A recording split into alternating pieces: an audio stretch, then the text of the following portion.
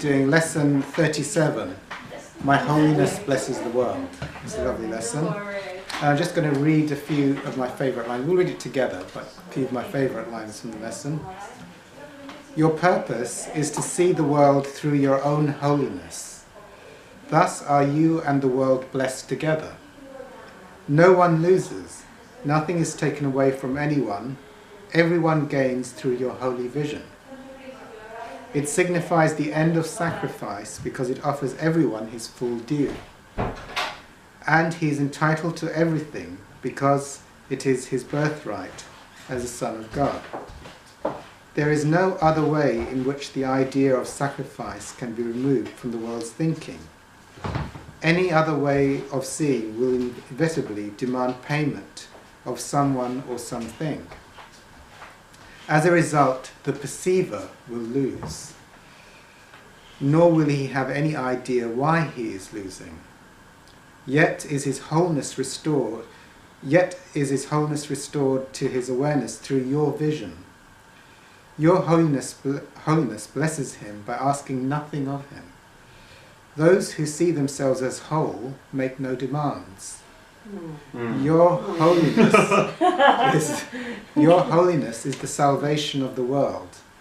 It lets you teach the world that it is one with you, not by preaching to it, not by telling it anything, but merely by your quiet recognition that in your holiness are all things blessed along with you.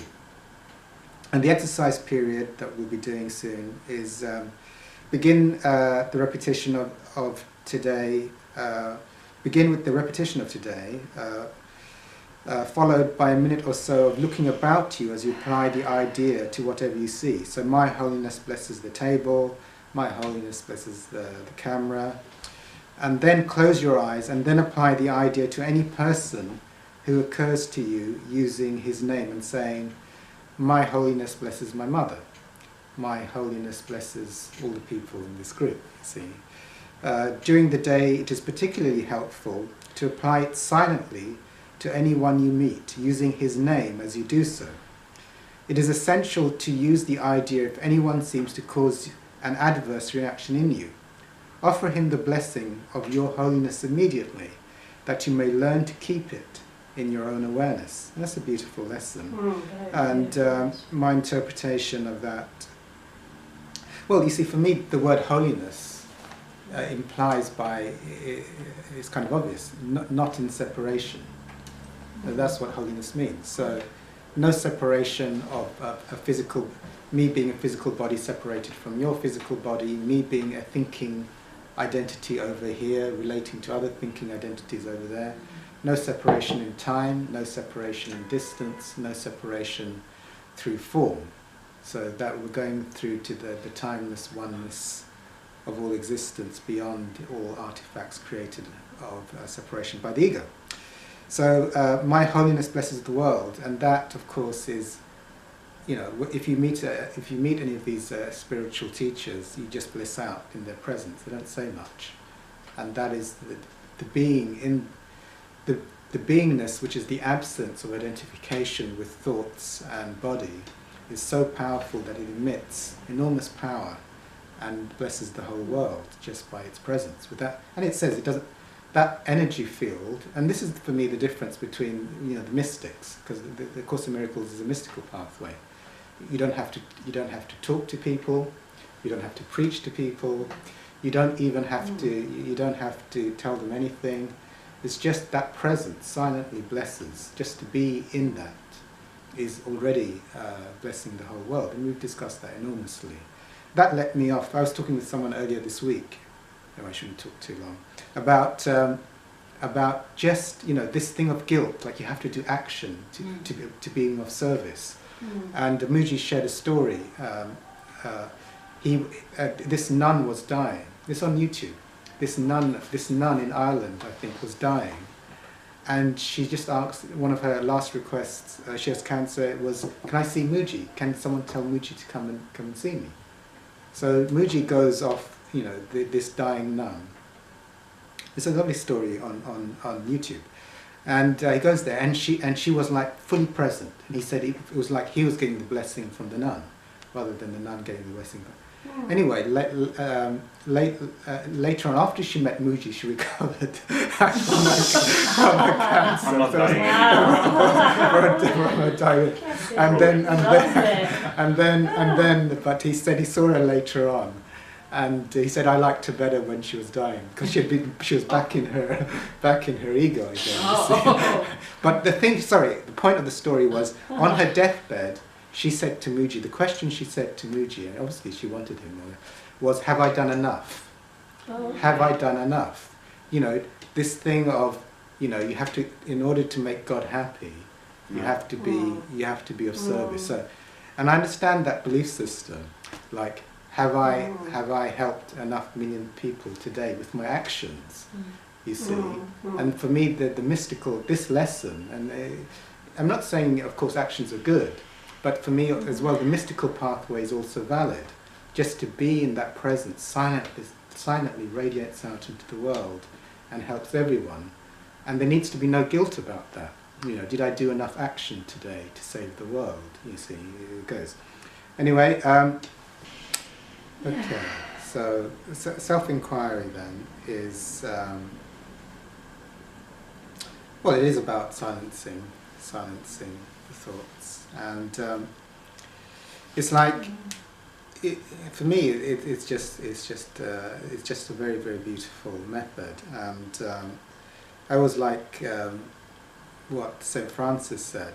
You know, for me, St. Francis says exactly the same thing as Mooji, who I learned self-inquiry. And St. Francis says, what you're looking for is where you're looking from. What you're looking for is where you're looking from. So the ego is always looking out. The ego is like, you know, the happiness is found in the cupcake. You see, happiness is found in the cupcake, and but that's what the ego is looking for, like a nice cake. But what I'm really looking for is where I'm looking from. That's more taking me to the right direction, and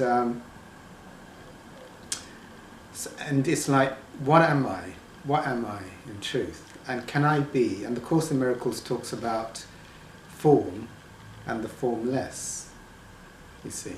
And actually, anything that is in the field of form is being observed, you see. So, for my ego can see a cupcake, but what is observing my thought and the object of the cup? What observes the object of a cupcake, and what is observing the thought wanting a cupcake? So what is it? So that is what I'm really looking for, you see. So that's self-inquiry. So the other thing is, can I, and what is I anyway? Can I be an object? Because if I'm an object, that must mean I am a form. I'm limited by some sense of form. So I'm not yet in the limitless. So there is. So what are the things that are form? Well, there are the objects that can be observed. So I can observe a plant. I can observe a body. I can observe another body. I can observe the lamp. But it would be a confusion for me to say I am the plant. I could believe I'm the plant, but it's like, in truth, that is not what I am. I'm observing the plant. The plant is an object out there. So that's quite an easy one. So, but what about my thoughts? Well, thoughts are observed coming and going. So one minute I can say I'm happy. The next minute I can say I am, and then the next thought can be I'm sad, and the next thought can be it's warm, and the next thought can be it's cold. So it's like all of these thoughts are just constantly changing. So am I a thought that passes? No, a thought is an object which passes. So they are being observed passing. So I'm not a thought. What about the feelings that come and go? Like fear or guilt or shame or craving. Well, you know, sometimes there's no craving, and then sometimes a craving appears, and then the craving is gone. So what, am I the craving that is arising and falling? Well, it's being observed. So I'm not the craving. What about images? Well, suddenly I could have the image of a £50 note, and then that £50 note has gone, and then I have an image of a person, and that image passes, and then another image comes of Father Christmas, and that passes. So these images are coming and going. So am I an image? Well, the images are passing before something. So, and memories are but images, and memories, they pass before that as well. So thoughts pass, memories pass, images pass, feelings pass. All of these things are passing. So what? Oh, yeah. So what doesn't pass? So if all of these things are passing, then what is always eternally present? And what is present that cannot pass? So that's becoming clear on who am I? Am I an object I see? Well, I'm observing my body. I can observe my hand.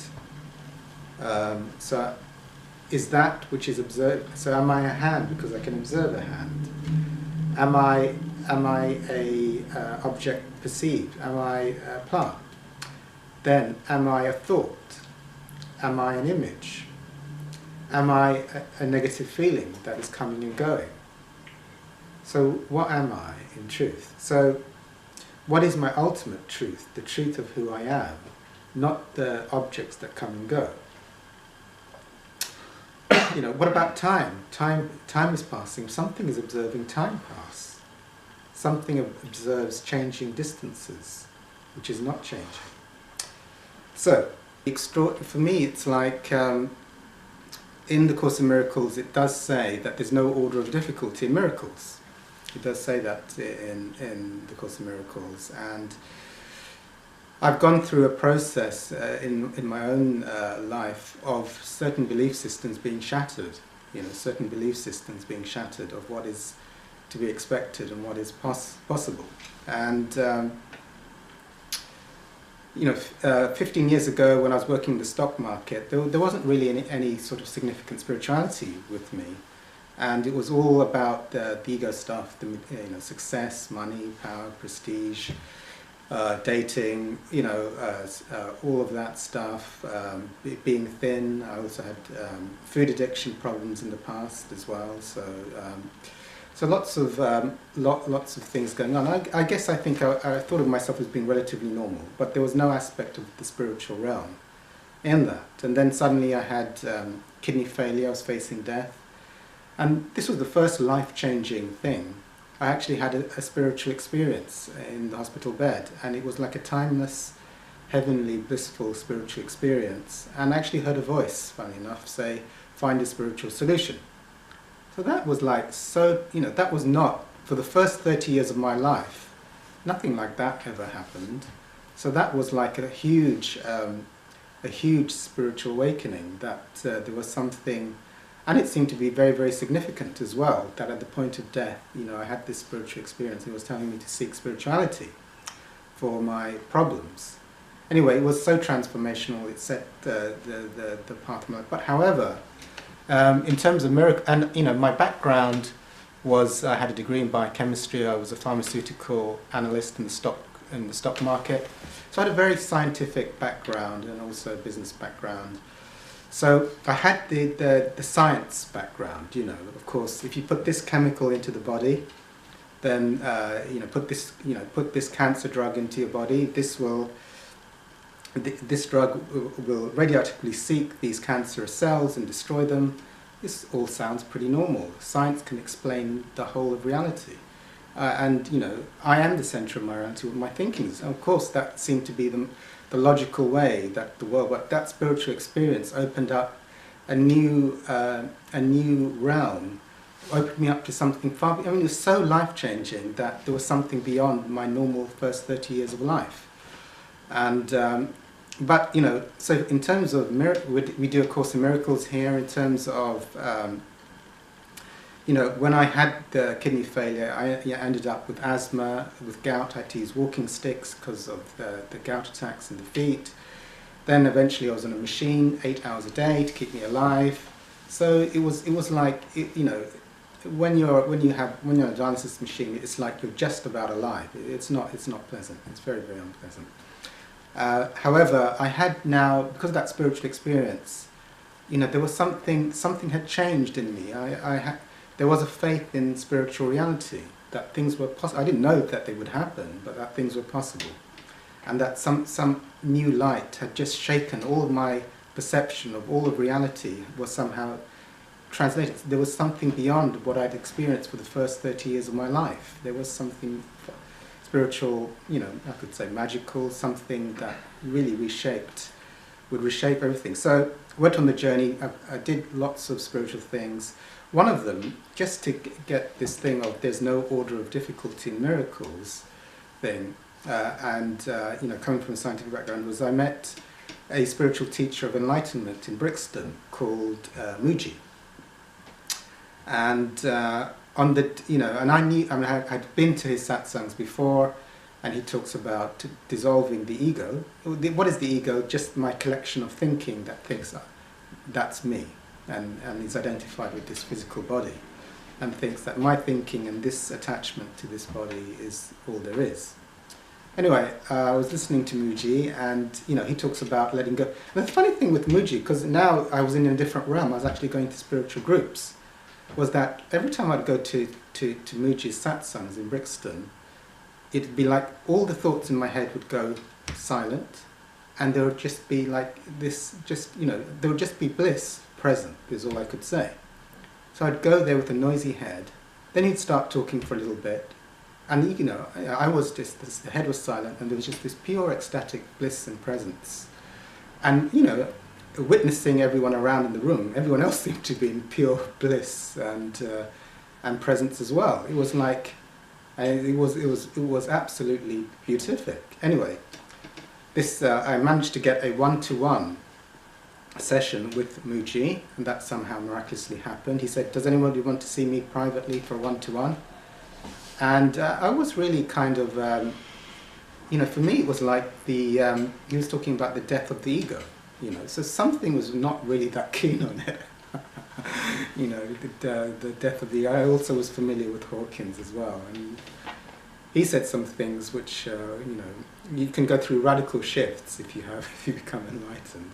What you used to think was life may no longer bear any resemblance to it afterwards. So it was quite a big thing, but somehow, because I had that spiritual experience, and it was taking me to the point of such physical torture and emotional torture that, you know, it was like, you know, what have I got to lose? I might lose my ego, but I'm already in hell, so, you know, might as well give it a shot. Anyway, but I woke up that day, so there's no order, just the theme for me is that there's no order of difficulty in miracles. I woke up that day, and it was like I was ill already, but my whole body exploded. It was like I had this massive gout attack, my feet were swollen, and my head was saying, you know, you can't go. But luckily, some deeper thing said you have to go. So, so I limped all the way up to Brixton, and I was just hobbling along. Gout, you know, when you have a gout attack, your feet swell up enormously, very, very rapidly, and the skin turns red, and the pain is horrific, because if your feet are like this and they suddenly go like that, they become absolutely red and swollen. It's the most horrific pain. It is not pleasant. I don't recommend it to anyone. So I was like hobbling on this, you know, to try and walk all the way up to Brixton on that was very, very unpleasant. But to put it mildly, he asked me these questions: what am I? And I'd been doing self-inquiry. I got that there was there's something witnessing. There's something witnessing the thoughts. And he asked me, what is behind the witnesser? Is there somebody behind the witnesser that you can sense that's witnessing your thoughts? At that point, you know, all I could, you know, I'm describing it now in words. You can't describe it. At that point, it was like it was like in a split second, there was no me, there was no Muji, there was no world, there was no thought, and it was like infinite love, power and light beyond description. And the only way, I mean, the Course in Miracles describes it once. It said, something like in one of the lessons, many of you will know it, if you ever experience the truth, imagine the happiest moment you ever had in this lifetime, and times it something like by 1,000 and 1,000 again, and then you would get an experience of what it would be like to experience the truth. And when I read that, maybe, yeah, and that's a maybe, because that's true, because they're speaking in languaging, because we're going in towards the infinite. So it's the best thing they can do without shocking. So that's how I describe a white light. It's like the happiest moment you ever had, the biggest cake I ever had, or whatever it was in my life, and the happiness or whatever that, I got a dream girlfriend, or whatever, the happiest, that's nothing. It's like, it's the pale shadow. And actually, for me, in that place, that reorientated everything as to what is the creator and what is creation, and put in context what is science as well from that point. So that would be like, the only way I could describe it, and this is not the best analogy, would be like being in the middle of the sun and trying to see a shadow in the middle of the sun. Not possible. The power, the love, and the light, it was so beatific, beyond anything that you could imagine in this dimension. So then, and now here's the thing with there's no order of difficulty in miracles, and where does the power source for all of creation come from? Does it come from a cancer drug? Does it come from the sun? Does it come from food? What is the source of all creation? You see, that answer. So when I came out of that, this huge gout attack, the pain that I had, was totally gone. I was not aware of it. There was just total bliss. When I came in, it was like, it was an autumn's day, it seemed to be a bit grim, and there was a lot of fear, and I was just in a state of absolute sublime bliss. And there was hardly any thinking, and it seemed to be that when I left Muji, it was a bright summer's day. Everything was so stunningly beautiful. And when I was on the tube, just tears were rolling down these cheeks, because it was like every individual was so exquisitely beautiful. It's sublime bliss, it was a spiritual state. And the thing was, there was no recollection of gout. There was no recollection of any physical illness at all. All had gone in 1 second. And I mean, that is the miraculous. So if one is connected to that source, then for me there is no order of difficulty in miracles. However, if one is not connected, it depends to the level that one is connected to the source. But the Course in Miracles makes perfect sense. We'll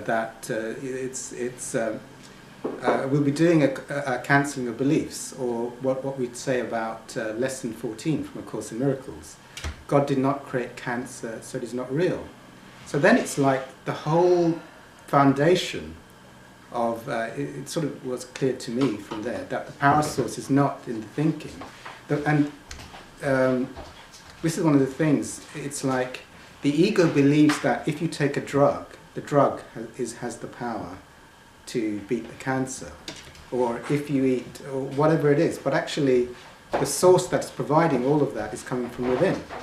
God is the source of all that happens when you tap into that. So the belief systems that you're holding, and belief systems can be like, I can't walk, or belief systems can be, I can't speak good enough English, or belief systems can be, I don't deserve a good job, or belief systems can be, I have a food intolerance to gluten. Belief systems. I mean, to a scientist. I mean, I come from it. I mean, this would sound totally ridiculous to that you just say I cancel my belief in wheat intolerance. I'm an infinite being, subject only to what I hold in mind. However, so this is the thing when you come into like these type of groups, or Dr. Hawkins ran, and this was the thing, because I also had a spiritual experience with Dr. Hawkins, watching one of his DVDs, a Kundalini Awakening. So I knew he told the truth, and he ran a kind of a Course in Miracles group in America, and 20 illnesses of his left. He had 20 serious illnesses, which all left him. And then the people in the group, one had cancer, the cancer disappeared as they were working on it. Another one had AIDS, the AIDS left. Another one had myasthenia gravis, the myasthenia gravis left, which is a severe autoimmune condition. So all of those illnesses left. So I thought, that's it. God was saying, do the Course in Miracles. And I had kidney failure, I had gout, severe attacks in the feet, kidney failure. I was on a machine 8 hours a day. I had asthma, so I had to take these little inhalers because there was not enough air in the room to try and get some air into me. And then suddenly the gout attacks slowed down and they stopped, and I was taken off the medication. Then I had to go to hospital for an asthma clinic, and then eventually, they take how much air you can blow. You sort of huff into how much air you can blow in. And they say, you're fine, we're discharging you from the clinic. So they discharged me. Then, I was doing the Course in Miracles, and suddenly, hey presto, I had a transplant. And that took me off the diet, and that has been miraculous. For 5 years it's been stable, and these are just miracles, but I'm sharing them because just to get out that there's no order of difficulty in miracles, because these have all happened to me and to many others, but you don't hear it in everyday life, you see. You actually hear the opposite. You hear the opposite, exactly.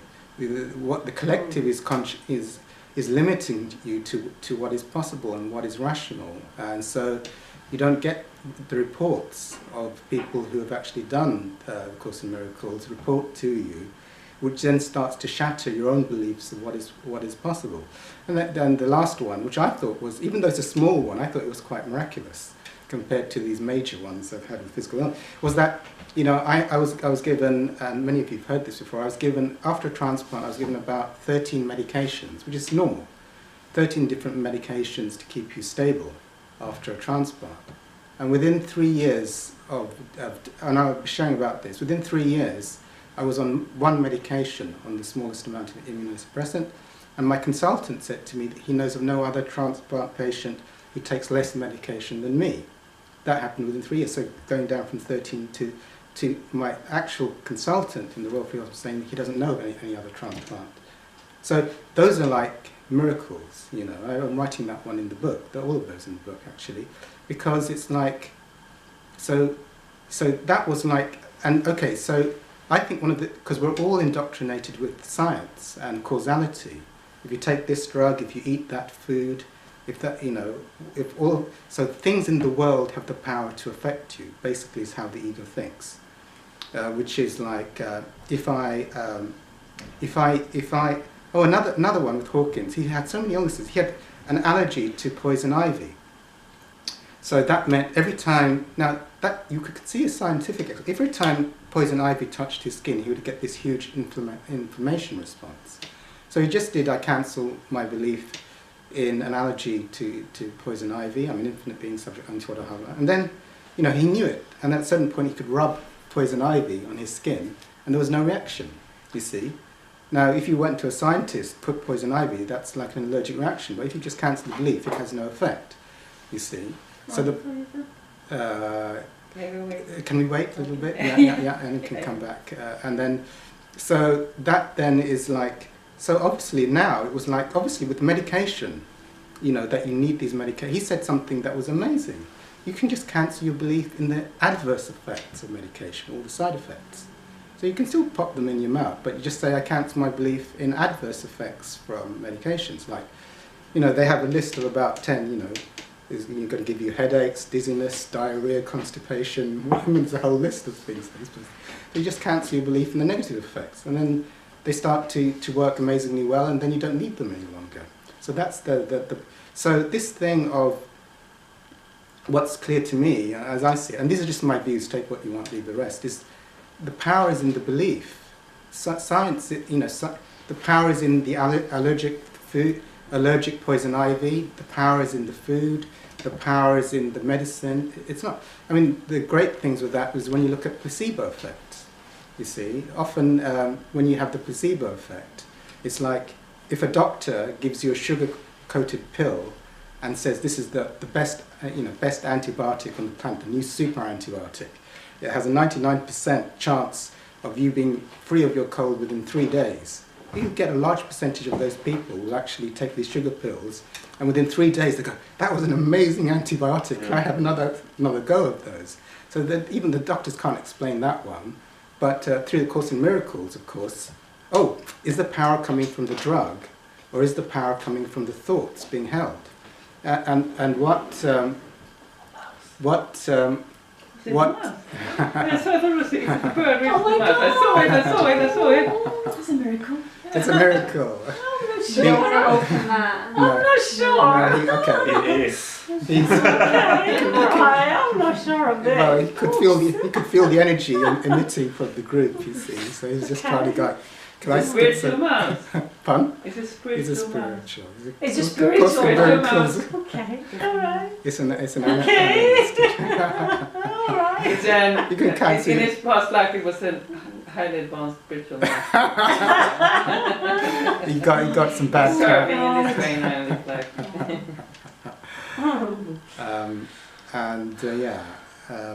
So the collective, yes, every day we're indoctrinated with the limiting beliefs of the collective, of what is possible and what is not possible, and all the indoctrination of science, what's normal. So that then, of course, it tends to reinforce what is possible and what is not possible. I mean, I'm pretty sure that when Dr. Hawkins was running and he was saying, I just lost that illness today and I lost that illness today, and the people were hearing that as they're doing the Course in Miracles, then, my cancer's gone. My AIDS disappeared. Okay. Okay. So we'll come in.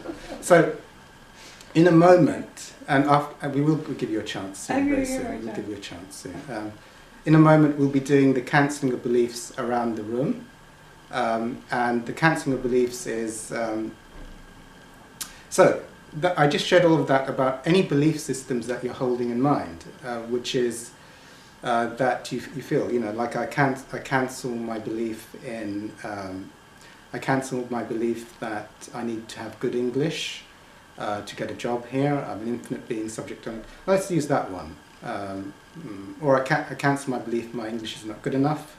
I'm an infinite being subject only to what I hold in mind. So it'd be like, it's that belief, the beliefs, I was talking about, because my history is like physical illnesses, but you can have beliefs like, I believe I'm in poverty. I believe I'll always be in poverty for the rest of my life, you see, and that's very, very powerful, you see. It will then orchestrate how life manifests. Or I believe I always have bad relationships, if you believe that. So you can cancel your beliefs. I believe that I always have work which I feel unfulfilled by. You can hold all kinds of beliefs.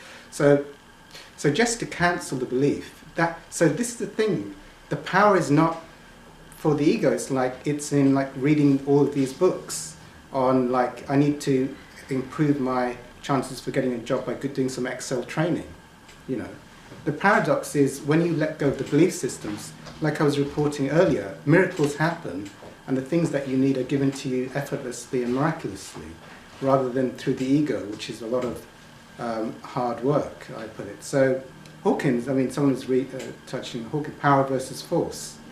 When you're aligned with the creative power, then everything happens effortlessly. There's no ego involved. Miracles, that's what you'd call miracles. This thing that thinks is the center of the world and having to chug away and do lots of work starts to disappear, and then life unfolds miraculously, because the the ego is the source of all separation.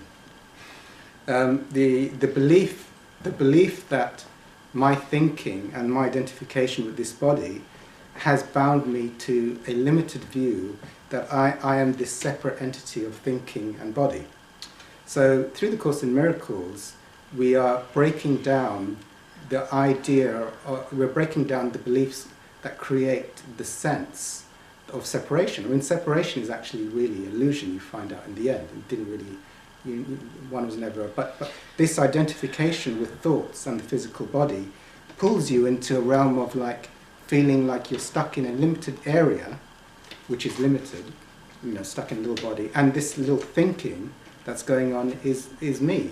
And the more the identification or the meaning given to the thoughts and to the physical body, or the interest given to that, the more one is locked into a sense of separation. Actually, I would say the more that one feels a sense of separation, the tendency for emotions like fear, guilt, shame, and negative thoughts tend to dominate more in those lower fields. And as you start to let go of the identification and beliefs in thoughts, and let go of the identification of belief that I'm a body, which the Course hammers on quite heavily, one of the major lessons, even though this can be quite frightening to a newcomer, is I'm not a body, I'm free, for I am as God created me. And also, I think, genius. So one of the first lessons in A Course in Miracles, all my thoughts are meaningless. So that's a pretty big blow to the ego. And all my thoughts, because that is tying me into realms of separation, and believing that I'm in a body is also tying me down to realms of separation. So as you let those go, their sense of unity, oneness, limitlessness, freedom, bliss starts to predominate. And also miracles start to happen. Illnesses start to fall away, jobs start to appear, the right people in the right places start to miraculously happen. That which seems impossible to the ego starts to happen when connected to the light. And I think before I let Monica speak, the last thing is this thing. For me, the beauty of one of the beauties of the Course in Miracles is that now this one is connecting to the authenticity. You know, in the ego, one is always subject to ups and downs, extremes, ups and downs. You know, for the ego, you know, it's sunny today, so it's up. And then the next day to the ego, it's raining today, so it's down. So when the center is the identity, then for the identity there is ups and downs. Ups and downs. Well, it's raining now, so it's down. Now it's sunny, it's up. When one gets a connection to the source, to the eternal, to the holiness, to the limitlessness, then that starts to become the ever-present sense of truth. And it's not buffeted, you see, because one is no longer in the identity. It's the identity that goes up and down, you know. I got the job, whoop, and then I haven't got the job, but you see, but when you let go of the identity, that which remains is constant. You see, that's the one way. So St. Francis, I shouldn't go too long to say, but he said it's in dying one is born to eternal life. You know, never-ending peace, something that is eternal, beyond the transitory, to the recognition of an ever-present light, peace, oneness, that is not buffeted by a sense of identity going up and down because it's hot or cold, or it's rainy or shiny. So that's the eternal, that's the eternal life. And with that, thank you, Monica, for waiting. No, you can tell yeah. I'm not saying you should. I'm just sharing my experience. You have to. I mean, if it's true, it has to be true about everything. Otherwise, it's like, yeah, that is included. But well, you see, the thing is, you see, by cancelling your beliefs, eventually, by doing the Course in Miracles, you're letting go in the belief in a separate ego. You're releasing all the belief systems of your ego. You see, so if the ego wants to do something for and retain its ego identity, so that it can show off in the world, you know, that's a separate question. With the absence of ego, what's left? Of course, God's left. But with the body, for example, if there are no limitations all but belief, then there would be no bodily limitations at all either. Because any limitations you experience, even as a body or as being a body, is all a belief. That's all. Yes, yeah. So you could basically, there are no limitations to the physical body in any way. You would basically, maybe some yogis, that's what they do, they don't have to breathe, they bury them alive and they still take them out again. Is that what it is? They don't need to eat, they don't need to drink, they don't need to breathe, basically.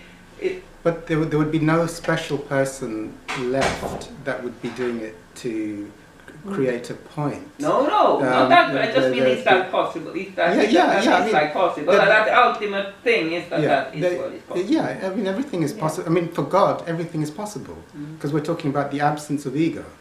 can God create a whole universe and create a whole reality within the universe? Yes. So why does that, but why why do most people experience similar experience? That it's sick, then it takes a certain time to heal, if you get the wound. Why is that it's a common consensus?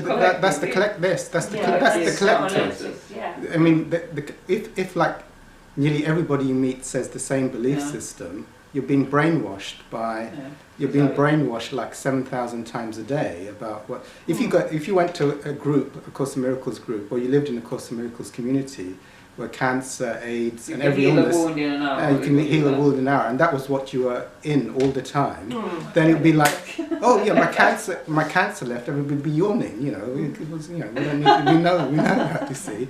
So, but it's a good question, because we're brainwashed by the collective non-stop, so it's not, it doesn't seem, if you went suddenly from out there for the first time in a room where people were saying all my major illnesses left, then it would seem quite fantastical. But that is the collective belief brainwashing of the collective, you see. So, and science is a very powerful... That's a collective brainwashing too. It's a collective brainwashing, very powerful collective brainwashing is science. I come from a scientific background. Everyone talks about science, you know. Well, everywhere is brainwashing, really. No, Everything, everything really. Everything is indoctrinated.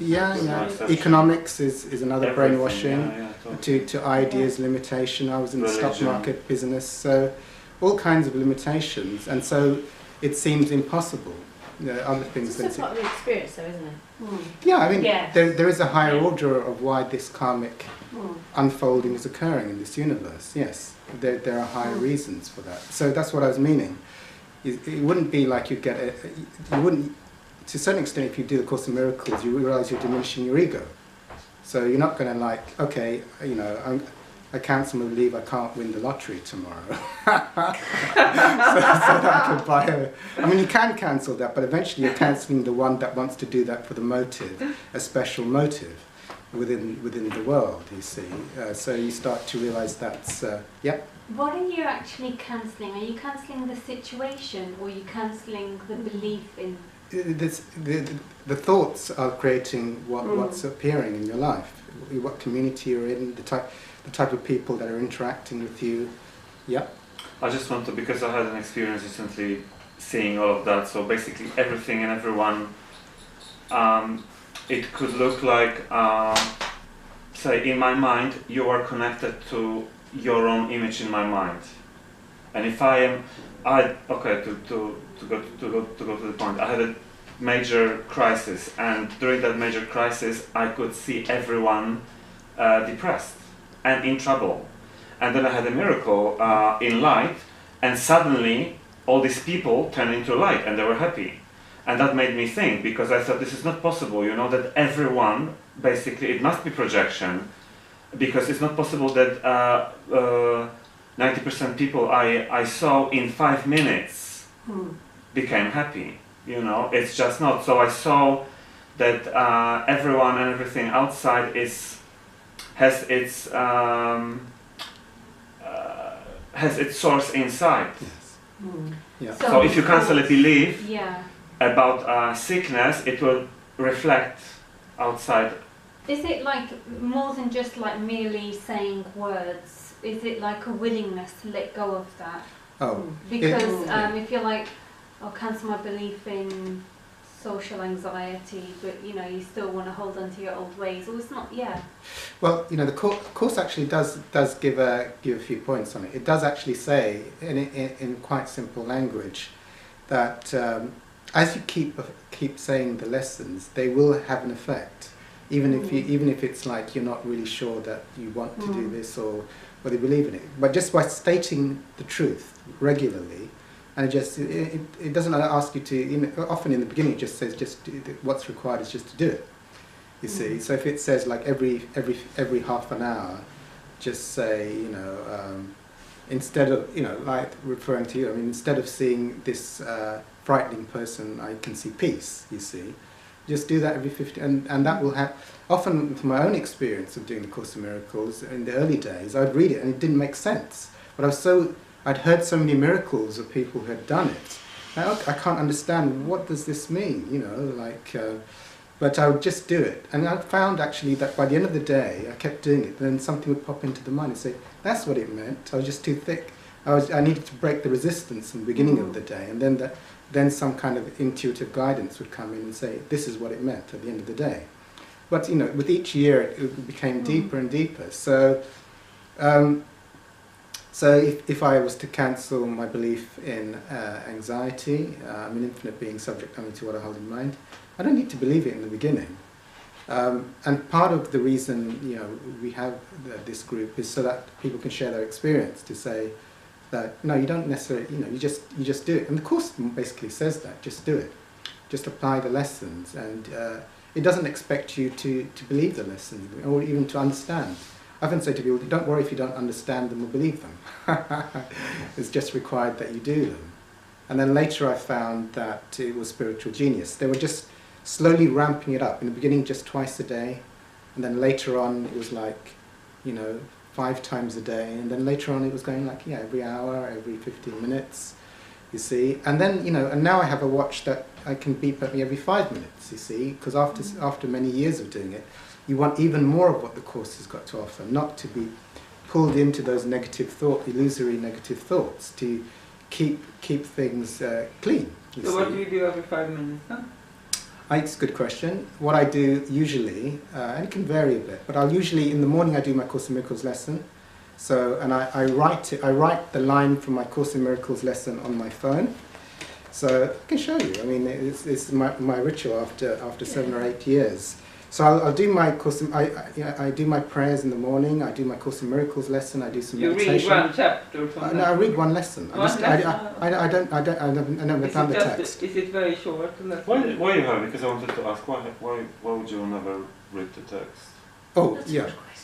That's a very good question. I wanted to ask you so many times. I mean, I haven't read it intentionally. I've heard it in groups, but I've never originally. Why? Yeah, I can tell you that. Let me just answer this question. Okay. I'll come back to that. So my morning routine, now after many years of doing the Course lessons every day, is I'll read my lesson for the day, and I have here, all gifts my brothers give belong to me, you see. So I read that and I saw it, and that's the lesson for today. And then I read it. So, you know, every smile that a brother gives is a gift for me, you see. Every piece of information is a gift for me. You know, everyone's birthday is a gift for me as well, you see. So everyone who reports a miracle is a gift for me in this group. Everyone who's here is a gift for me. So anyway, that's my lesson. So I have my watch, you know, I haven't got it off now. I put it on for every 5 minutes. This was introduced to me by the Holy Spirit, and to buy this from Argos. But from the Holy Shop. From the Holy Argos shop. Holy Argos, yes. Which is the only retailer of holy objects. I can have a hail above the hay, you know. Argos, yes, the Holy Argos, and then it beeps. So I do, when it beeps, and I can put it on. I put it on. You hear it beep once anyway, and I put it on. So when it beeps, it reminds me, oh yeah, all gifts my brothers give belong to me. And then I just blank my mind. I just silence my mind from all thoughts. I just connect to the presence, the beingness. And it's like, whatever, if there was a thought, you know, if I picked up a belief, someone said something, you need antibiotics to get well, I'll just clear that thought and just be in the stillness, you see. So I remember the lesson, and then I'm in the stillness. It takes just a second. Can you still function if you do that every 5 minutes? I mean, if you are out and about, if you're going to do I don't do it if I'm talking to somebody usually. But you know, in the early days, no. I mean, the early days, you know, one of the funny ones was I was in Poundland, and there was a customer in front of me in the till, and I was behind, and then I thought that it's going to take a little while, and it was beeping. So I was taking several seconds. So they had gone, and the cashier was looking at me. You know. That's good. Oh, the customer's gone, and he's just looking at me like, you know, I just closed my eyes, you see. But I was so like willing, you see. I was so willing to do it, you see. That's a good idea. So when I'm in Oxford Street and it beeps, you know, I just turn to the wall, you see, and all the people are walking past. And sometimes in the tube, I would get people say, "Are you okay?" You know, they'd be concerned about me because I'd just like close my eyes and be looking at the wall, hoping leave me alone while I do my Course in Miracles lesson. you see. But so I have done that. Sorry, you were saying. Sorry, can I just, before you jump on to something different, I just want to say, you know, on the you said that, you know, about the willingness. Yeah. I agree with, you know, when we say the statement, my take on this is, it's not actually our small minds that we are willing to change it. It's almost like we're giving it out, and the divine does the transmutation of it, and that's why it's powerful. It's not really a small mind cancelling the belief. It's almost like we're saying, I'm an infinite being, therefore it's almost like you're calling onto the divine. You're asking the divine to do the transmutation. We don't do. We just don't. It's not our ego mind that says, I cancel my belief. It's an intention. And then you cancel the belief. You know, the ego mind cannot do it. That's my understanding of it. But the fact that you even it's like a higher power is doing it. We are not doing it. It's not, no, we are not. I mean, the ego mind does not do it. So who's saying I cancel my belief in blah blah blah? Well, you know, it's. That's my take on it. Yeah. No. Can I add something? Yeah. Please do. Did you? So just to clarify, do you doubt that process, or where did you? I don't always see that it's been effective. Okay. Yeah. All right. So I. Like, I might have cancelled my belief, like, you know, on certain things, and they're still there. You know what? So the. Maybe closer or easier would be curiosity, which I used to use. Like, okay, what if this is true? You know, because it doesn't make sense. Okay, I cancel my beliefs. Okay, yeah, right. You know, I'm gonna cancel my beliefs. But what if it works? You know, and that's already opening to whatever. But if you're gonna go on and check if it's already gone, you just re-empower it. It's not. What if it works, and I will see if it works? I have had like faith when I've done it before. It's not like I've gone in skeptical, you know. I have, you know, been open to it. It's just that some of those things are still there. But you know, so there's so many tools. It's abundance. There's abundance of tools, and pick. And you know, if this one doesn't really, you know, resonate with you fully, then 365 other tools. Yeah, that's you know, any lesson you're open to, you know, or at least 50% of them you can use as a tool.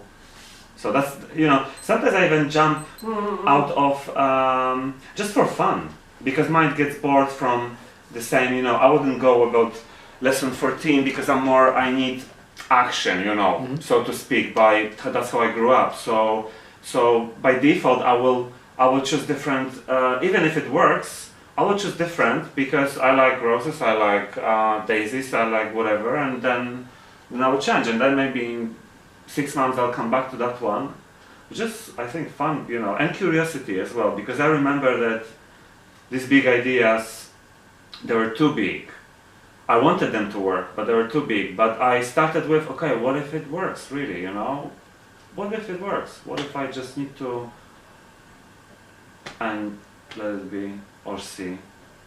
But that's a good point, actually. If you feel that this is not, you know, you choose another tool, because, you know, so many tools actually, you know, we have been using here. So that's that as well. And to be honest, I don't always find it, you know, and maybe, you know, just by saying it once or twice, 3 times, I don't find it always that actually the belief is cancelled either. I mean, it is good. It's not just that with certain things I've just noticed, I'm like, oh, you know. Some things take longer. And also I would say it's more powerful.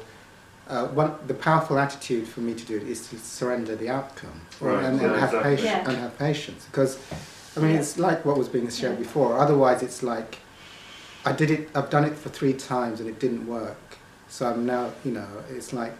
So one of the things, just a general spiritual principle, is to surrender the outcome. If you know something, if you have faith in something, it's like it's like almost it's like saying it's in God's timing. You see. Yeah. So it's like, you know, it's not going to be in my whatever it is, God. You know, I'm just going to say this in faith. Exactly. You know, it's like I cancel my belief in gout, or I cancel my belief in asthma. I'm infinite being subject. And then the attitude, the non-verbal attitude behind it, is I'm just going to say this. That's all I'm going to say, And in terms of giving God a time scale into when it's going to get done, like it has to be done in 3 weeks, or I'm going to be really, really angry that this is not working.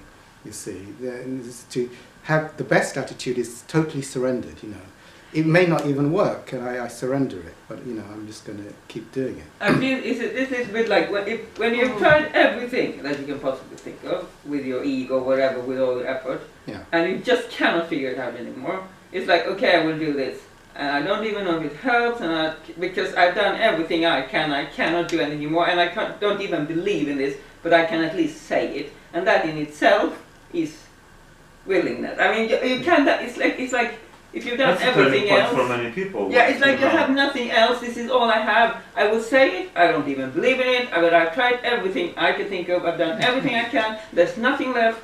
I say it, and that's it, and that's all I can do. And what can you do? And then whatever happens, happens. And I think that is something like that. Yes. That is all you can do, because you've done everything else. Yes. It's like I have nothing left. I can just say this, you know. I will say it. Yeah. And they can be done in your head, right? Like You don't have to say it aloud or anything. And for me, that's more. There's a greater probability of faster results, even though I shouldn't say that. There's a greater probability of faster results if you let go, than if you go, I've done it 3 weeks and it hasn't happened. You know, I'm really angry. Maybe I should stop it now, or it's not working. I'll give it another 2 days. But having that vibration of non-patience or urgency or wanting results in a specific time scale, for me, is more counterproductive. Is more likely. I'm not guaranteeing anyone miracles, but it's more likely, in my experience, that's more of a negative vibration of the thing. So it's like, so when I do it, like I have a huge list of things. You hear me in a moment doing my counseling beliefs. I just do them. It's like, if they happen, they happen. If they don't happen, they don't happen. If they never happen, that's okay. You see, I just sort of say them, and then it's released. You see, it's released, and then things have happened. And if things haven't happened, they haven't happened. They haven't happened. As well, you know, because what came now, it's like, if we know that something is okay, or something is healed, or if I know I have £1,000 on my table, I don't go every 5 minutes and check if it's still there. I know it's there. You know what I mean? So I know it's there, done, you know. I know my fear, my anxiety, social anxiety is gone. I'm not going to, I know it's gone. So each time it comes, I know it's gone. Back to belief then. Yeah, basically, yeah. And we don't come who is that which is believing? What's assuming who is you? An interpretation of the mind, my mind of me. Right. So we're looking for it, but we are it. We can never not be it. So we're kind of going around in circles. It, not as it is presented by mind, but it as presented by consciousness. And when we are able to let go, sometimes, you know, you believe something and then you forget about it, and then it turns out. Yeah, and it's at that moment where it's not knowing that where it has come from. It's that space that is not who we are. It's not on this physical plane. But how would you sort of describe like if you're doing something that's a habit, obviously there's a subconscious belief there that you're not aware of. Yeah. So it's what all you know. What I know is I like to call it a hidden commitment. So you're committed to something that you're not aware of, and yet that's what drives you. So how can you bring that up to surrender it when you're not really sure of what it is? You will know because of patterns. You're not noticing your patterns. You know, when you serially date somebody who, I'm not saying you, but treats you badly, there's only one common denominator, right? And it's at that point, if you become aware that there's something at work there that is out of your control. You have no choice in choosing your partner in that kind of sense. So look at your pattern. Notice how things are happening for you. Also logically, you know, you can look logically. So the social anxiety, does it mean that people are dangerous, yeah? Or what's the... Sometimes like there could be like fear or isolation or... Okay, but the fear of what? Of people, yeah? Yeah. So that means that they represent a threat to you, yeah? So that is belief, because obviously you see it, well, you say, because what's interesting, you say that you are not aware of it, but we all see it. We just forgot that this is a belief. Say, if you are afraid, that if that means that people are dangerous, and this is belief. People are dangerous, and until you, obviously we all know that until you have that belief, it's gonna go on and on, but even logically you can pick it up, because if if everything is a belief, and our particularly will focus on this, am I clear? So this is, you know, belief is that people are dangerous. What if they are not, for example? Yeah, it's not that I think everyone's dangerous, but I see what you mean. But I do think it is. I can see how it could. You know, it's obviously a thought. It's like when you were saying about that crisis situation, and you know, you were seeing that it was you, right? Like Yeah. a thought, because it was not all of 90% them or something. And so, yeah, sometimes I'm aware of the pattern. There's certainly a sensation or a feeling that's familiar. Like, can we turn that off? Yeah. Yeah.